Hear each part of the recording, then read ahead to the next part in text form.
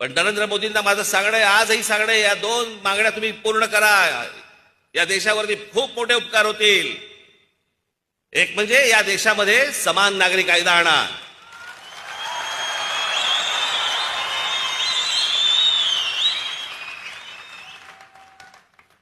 आणि दुसरं म्हणजे या देशातल्या लोकसंख्येवरती पहिल्यांदा नियंत्रण आणता येईल असा कायदा आणा.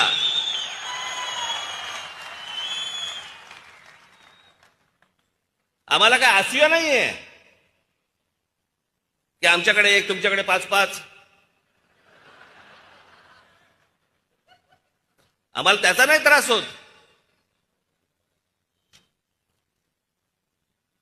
पण ज्या प्रकारे लोकसंख्या वाढते, ज्या प्रकारे हा देश एके दिवशी फुटेल, पण ह्या काही गोष्टी या देशामध्ये होणं गरजेच्या आहेत, आवश्यक आहेत.